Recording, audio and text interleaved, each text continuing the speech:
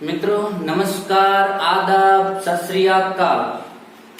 तो मित्रों last lecture में ड्रिफ्ट वेग नो फॉर्म्युला मेळव्यो हतो। आगळ जईए, पेन कॉपी लईने बैठा हशो। आ लेक्चर आगळना लेक्चर नो बीजो भाग छे एवुं कहेवुं होय तो कही शकाय। तो लेक्चर नंबर 7 जो एनी पहेला लेक्चर नंबर 6 जोई लेवो, त्यार पछी तमारे आ लेक्चर ने जोवुं, कारण के आ लेक्चर आगळना लेक्चर नो ज आगळनो बीजो भाग छे, बे जोडायेला छे एम कहेवुं होय तो कही शकाय। चलो तो आगळ जईए मित्रों। लास्ट टाइम क्यां सुधी आया था? Vd = E by m into τ આવો એક ફોર્મ્યુલા મેળવ્યો હતો। Vd જેને આપણે કહ્યું હતું ડ્રિફ્ટ વેગ। ડ્રિફ્ટ વેગ યાદ કરાવી લઉં છું બરાબર, કોન્સન્ટ્રેશન થી સાંભળી લેજો। ડ્રિફ્ટ વેગ એટલે શું? તો કે વાહકને બેટરી જોડ્યા પછી વાહકમાં ઇલેક્ટ્રોનને મળેલા વેગને ડ્રિફ્ટ વેગ કહેવાય છે। એની પહેલા ઇલેક્ટ્રોન બધા અસ્ત વ્યસ્ત ગતિ કરતા હોય છે। બીજી વાત તો કે વિદ્યુત પ્રવાહ માટે જવાબદાર વેગ કયો હતો? તો આ ડ્રિફ્ટ વેગના કારણે જ ઇલેક્ટ્રોન ગતિ કરે, ડ્રિફ્ટ વેગના કારણે જ વિદ્યુત પ્રવાહ મળતો હતો। અને ડ્રિફ્ટ વેગ માટે કોણ જવાબદાર છે? તો કે વિદ્યુત ક્ષેત્ર ક્યાંથી મળે? બેટરી જોડવાથી। આ વાત આટલી ક્લિયર કરી દી। લાસ્ટ ટાઈમ આપણે લેક્ચર પૂરું કરતા હતા ત્યારે એક વાત કરી હતી કે ભાઈ વીડીના કારણે વિદ્યુત પ્રવાહ મળે છે, તો એ વિદ્યુત પ્રવાહ કેટલો મળે છે, વીડી સાથે વિદ્યુત પ્રવાહમાં કેવો ફેરફાર થાય છે, તો આપણી જોડે વીડી અને વિદ્યુત પ્રવાહ વચ્ચેનો એક સંબંધ હોવો જોઈએ, એક રિલેશન વાળો એક ફોર્મ્યુલા હોવો જોઈએ। તો એના તરફ જઈએ છીએ। તો વીડી અને હવે જઈએ છીએ આપણે વિદ્યુત પ્રવાહ। કેટલાક મિત્રોની કોમેન્ટ આવતી હોય છે કે સર કોઈ થિયરી તૈયાર કરવાની હોય તો અમને કહી દો કે આ થિયરી તૈયાર કરવા જેવી છે। ચલો ધ્યાનથી સાંભળજો। આગળ એક થિયરી આપણે ચલાવી હતી, ઓહમનો નિયમ। જો મિત્રો લગભગ જે થિયરીમાં કંઈક દમ હોય, થિયરીમાં કંઈક લખાણ હોય, કોઈ ફોર્મ્યુલા એક સારો કોઈ ફોર્મ્યુલા ડિરાઈવ કરવાનો હોય, એવી થિયરીઓ પૂછી શકાતી હોય છે। તો એના આધારે હું તમને જે કહું છું, પણ લગભગ એ જ પૂછાશે, trust me.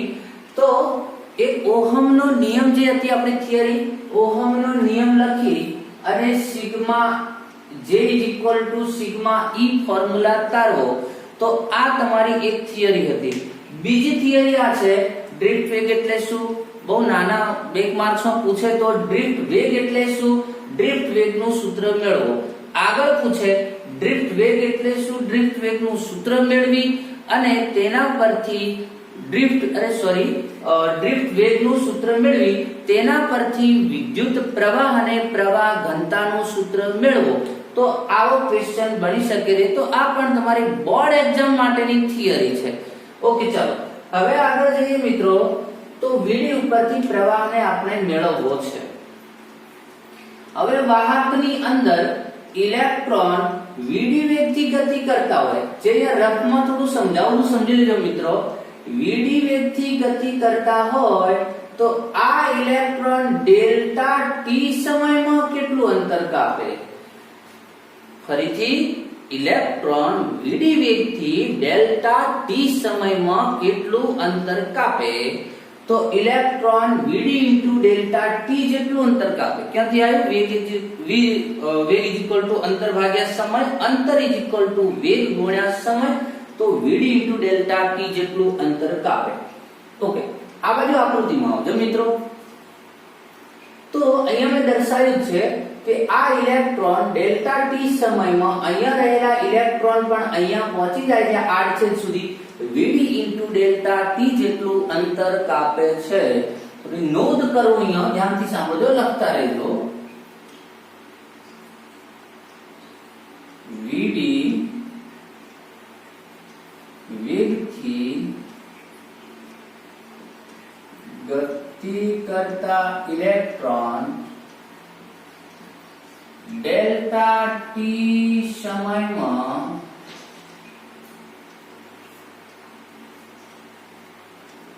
Vd into delta T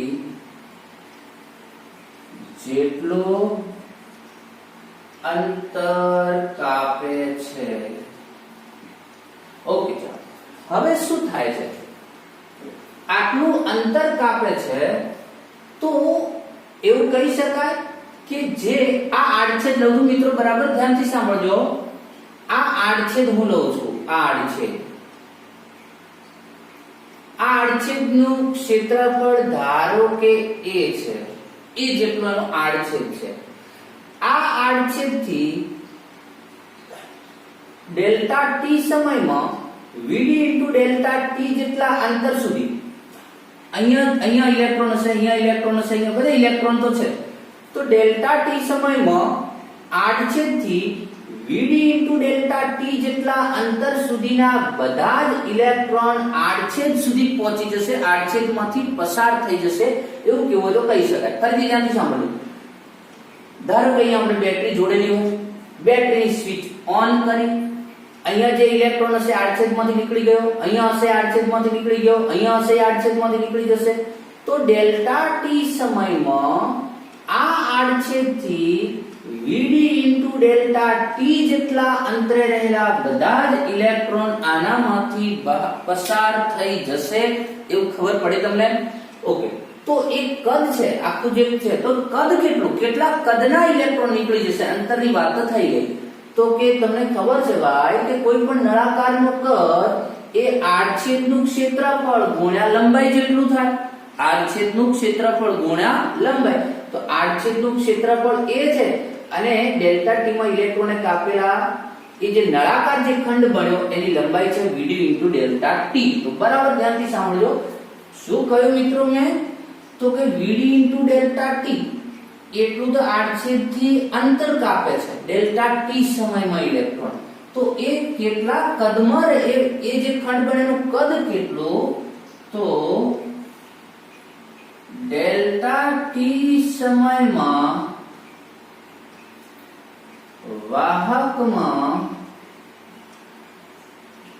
electron, delta t સમયમાં વાહકમાં ઇલેક્ટ્રોન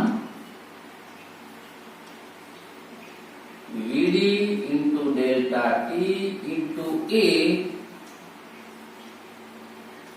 જેટલા કદમાં રહેલા ઇલેક્ટ્રોન આડછેદમાંથી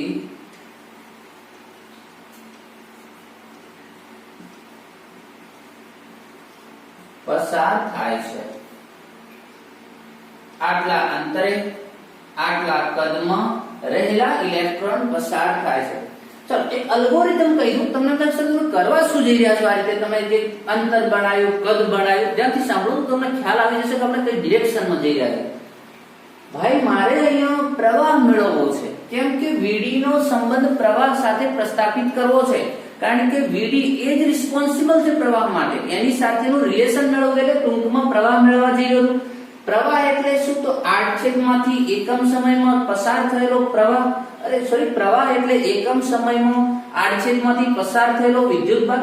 તો હું અહીંયા શું કરું છું કે ભાઈ ડેલ્ટા t સમયમાં, બરાબર સાંભળજો એટલે તમને આખી થિયરીમાં ખબર પડી જશે, ક્રમ બાય ક્રમ તમે લખી શકશો. ડેલ્ટા t સમયમાં આ આડછેદમાંથી વિદ્યુતભાર કેટલો પસાર થાય એ હું નક્કી કરી દઉં, અને એ વિદ્યુતભારને હું સમય વડે ભાગું એટલે પ્રવાહ બની જશે. ખબર પડી કે નહીં? તો હવે એ વિદ્યુતભાર કેટલો પસાર થયો એની પહેલા કેટલા અંતરે રહેલો વિદ્યુતભાર નીકળી શકે, કેટલા કદમાં રહેલો વિદ્યુતભાર નીકળી શકે, એ મને મળી જાય તો હું સરળતાથી વિદ્યુતભાર નક્કી કરી શકું, વિદ્યુતભાર ઉપરથી પ્રવાહ નક્કી કરી શકું. તો કદ મળી ગયું કે ડેલ્ટા t સમયમાં આટલા કદમાં રહેલો વિદ્યુતભાર પસાર થશે, એવું આપણને ક્લિયર થઈ ગયું. ઓકે, હવે ધ્યાનથી સાંભળજો ભાઈ, આ કદમાં ઇલેક્ટ્રોન કેટલા છે એ નક્કી કરી દઈએ. તો જો વાહકમાં મુક્ત ઇલેક્ટ્રોનની સંખ્યા ઘનતા n હોય, એક નવો શબ્દ આવ્યો. જો વાહકમાં મુક્ત ઇલેક્ટ્રોનની સંખ્યા ઘનતા, નંબર ડેન્સિટી, મતલબ શું? એકમ કદમાં સમાયેલા મુક્ત ઇલેક્ટ્રોન, એકમ કદમાં સમાયેલા મુક્ત ઇલેક્ટ્રોન. તો એકમ કદમાં મતલબ 1 ઘન મીટરમાં એમાં સમાયેલા ઇલેક્ટ્રોનની સંખ્યા સપોઝ સ્મોલ n છે. એકમ શબ્દ જે એકમ દીઠો ને એને આપણે સ્મોલ અક્ષરો વડે દર્શાવીએ. કુલ ઇલેક્ટ્રોનની સંખ્યાને આપણે કેપિટલ n વડે દર્શાવી આગળ, અને એકમ કદમાં હોય તો સ્મોલ n વડે. તો એકમ કદમાં સ્મોલ n બરાબર, ધ્યાનથી સાંભળજો. 2 ઘન મીટરમાં 2n, 3 ઘન મીટરમાં 3n, 4 ઘન મીટરમાં 4n. આપણે કેટલા કદના ઇલેક્ટ્રોન શોધવા છે? Vd delta T into A જેટલા કદના ઇલેક્ટ્રોન શોધવા છે. તો મેં કહ્યું 1 ઘન મીટરમાં 1n, 2 ઘન મીટરમાં 2n, 3 ઘન મીટરમાં 3n, 4 ઘન મીટરમાં 4n, x ઘન મીટરમાં xn. તો Vd delta T into A જેટલા કદમાં Vd delta T A into n. ખબર પડી? ઓકે. તો જો વાહકમાં મુક્ત ઇલેક્ટ્રોનની સંખ્યા ઘનતા સ્મોલ n હોય તો આટલા કદમાં, આટલા એટલે ઉપરના, સમાયેલ ઇલેક્ટ્રોનની સંખ્યા, નંબર ઓફ એની કહ્યું નંબર ઓફ ઇલેક્ટ્રોન. તો Vd ડેલ્ટા T એ n. આ શું થયા મિત્રો? આટલા કદમાં રહેલા ઇલેક્ટ્રોન મળ્યા મને. હવે આગળ જઈએ તો એનો વિદ્યુત ભાર કેટલો? તો તમે મિત્રો જાણો છો, એક ઇલેક્ટ્રોનનો વિદ્યુત ભાર E, 2 ઇલેક્ટ્રોનનો વિદ્યુત ભાર 2e, 4 ઇલેક્ટ્રોનનો વિદ્યુત ભાર 4e, x ઇલેક્ટ્રોનનો વિદ્યુત ભાર xe. જનરલી કહીએ તો વિદ્યુત ભારનું સૂત્ર છે Q બરાબર Ne, Q બરાબર Ne. n ઇલેક્ટ્રોનનો વિદ્યુત ભાર Q n. આપણે આટલા ઇલેક્ટ્રોનનો વિદ્યુત ભાર નક્કી કરવો છે તો ખાલી અને E વડે મલ્ટીપ્લાય કરવાના રહે. ઓકે, તો ધ્યાનથી સાંભળતા રહેજો મિત્રો. પેન કોપી લઈને નોંધ કરતા રહેજો. તો Ne જેટલા ઇલેક્ટ્રોનનો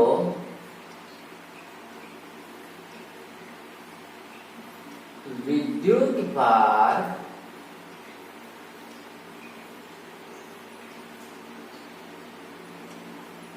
આ E એ n સાથે સફિક્સમાં છે, Ne ઇન્ટુ E.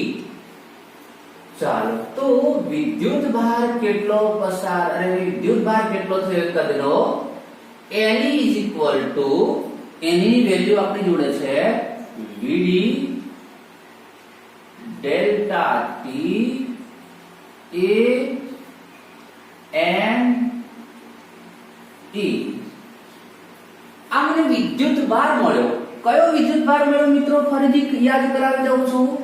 આ આડછેદથી આટલા કદમાં રહેલો વિદ્યુત ભાર મળ્યો, અને એ આપણે ક્લિયર કરી દીધું કે ડેલ્ટા T સમયમાં એ બધો જ વિદ્યુત ભાર આડછેદમાંથી પસાર થઈ જાય છે. તો એનો મીનિંગ થયો કે ડેલ્ટા T સમયમાં આડછેદમાંથી પસાર થતો વિદ્યુત ભાર આટલો છે. એક વાત ક્લિયર થઈ ગઈ? ઓકે. હવે વિદ્યુત ભાર મળી ગયો તો પછી પ્રવાહ બનાવવો બહુ ઈઝી છે મિત્રો.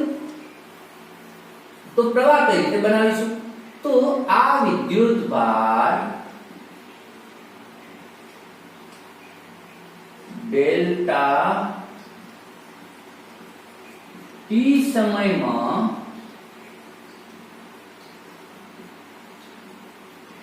આડછેદમાંથી પસાર થાય છે. આ વિદ્યુત ભાર ડેલ્ટા T સમયમાં આડછેદમાંથી પસાર થાય છે. તેથી વિદ્યુત પ્રવાહ I is equal to Q by delta T. વિદ્યુત ભાર ભાગ્યા સમય. ડેલ્ટા T, તો અહીંયા હું Q નું વેલ્યુ મૂકી દઉં તો ડેલ્ટા T થી કેન્સલ, તો શું બનશે વીડી એ એન ઈ આ થયું મારા પ્રવાહનું ફોર્મ્યુલા બરાબર મિત્રો ધ્યાનથી સાંભળજો તો આપણે એક લક્ષ લઈને નીકળ્યા કે ભાઈ મારે વીડી ના ફોર્મમાં પ્રવાહનું સૂત્ર મેળવવું છે વીડી સાથે પ્રવાહ કઈ રીતે બદલાય છે દેખાય છે પ્રવાહ current directly proportional to drift velocity Vd then we can conclude that if Vd is increase then current will also be increase Vd will be decrease then current will be decrease જો તમે આ રીતે અને સીધી વાત છે આપણે સમજી શકીએ ભાઈ કે જો અહીંયા Vd વધે તો ઝડપથી ઇલેક્ટ્રોન ગતિ કરે પ્રવાહનું વધારે નિર્માણ થાય તો લાસ્ટ લેક્ચરમાં આપણે આવું બોલ્યા હતા છે તો દેખાય છે જો Vd વધે છે તો પ્રવાહ વધે છે તો આ આપણને મળ્યું ફોર્મ્યુલા ઓકે હવે આગળના લેક્ચરમાં આપણે વાત થઈ હતી એક વિદ્યુત પ્રવાહ ઘનતા નામનો ટોપિક આપણે ભણ્યા હતા ત્યારે મેં એવું કહ્યું હતું કે પ્રવાહ કરતા આપણા માટે પ્રવાહની તીવ્રતાને સમજવા માટે પ્રવાહ કરતા વિદ્યુત પ્રવાહ ઘનતા બહુ મહત્વની છે તો ભાઈ Vd ના સ્વરૂપમાં I તો મેળવ્યો પણ વિદ્યુત પ્રવાહ ઘનતા મેળવીએ તો ધ્યાનથી સાંભળજો પ્રવાહ ઘનતા J is equal to I upon A તેથી I upon A करो A कैंसल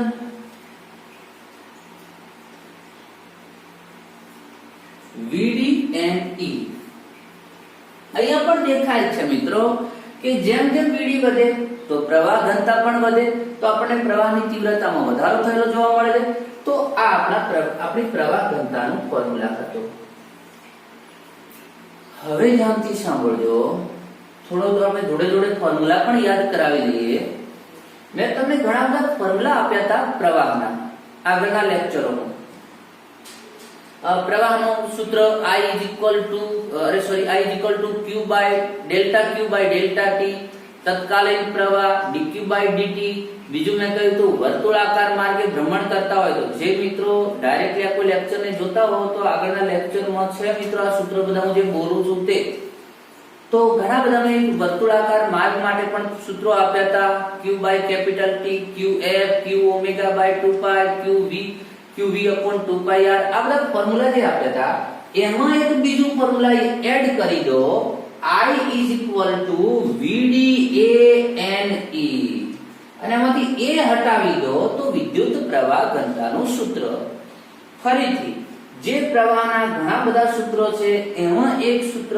બીજું એડ થયું આપણું I is equal to VDANE Vd ના સ્વરૂપમાં ડ્રિફ્ટ વેગના સ્વરૂપમાં સૂત્ર છે ડ્રિફ્ટ વેગ એ તારના આડછેદનું ક્ષેત્રફળ n મુક્ત ઇલેક્ટ્રોનની સંખ્યા ઘનતા e ઇલેક્ટ્રોનનો વિદ્યુતભાર ક્લિયર થાય છે ઓકે એ હટાવી દો પ્રવાહ ઘનતા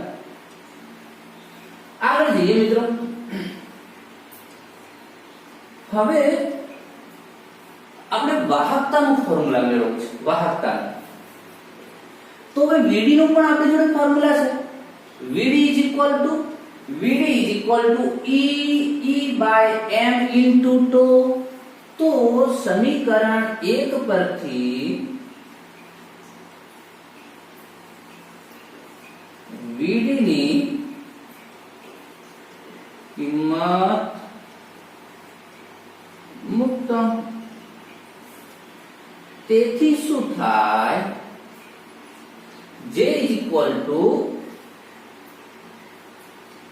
E by m into τ into m आई શું કર્યું ખબર પડી Vd ની વેલ્યુ મૂકી દીધી ધ્યાનથી સાંભળજો તો E into E square τ n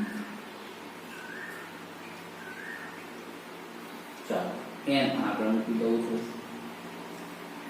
n into e square into 2 રહી ગયો બાકી હજુ આપણો શું હોય કેપિટલ E.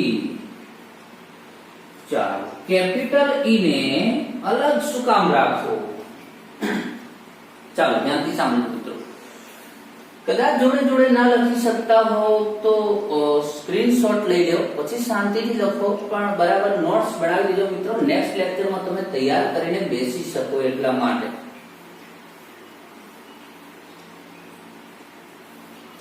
ઓકે ચાલો જે સુધી મળી ગયો આપણને હવે મિત્રો બીજું આપણે આગળ સૂત્ર મેળવ્યું હતું ઓહમના નિયમમાં તો ઓહમના નિયમ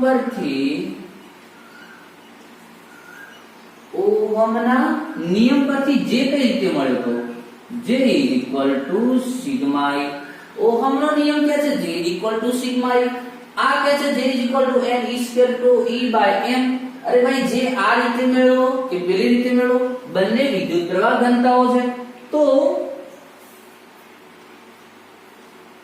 નંબર 4 નંબર 5 તો બંનેને સરખાવી શકાય સમીકરણ 4 એ પણ જેનું જ સૂત્ર છે 5 એ પણ જેનું જ સૂત્ર છે તો સમીકરણ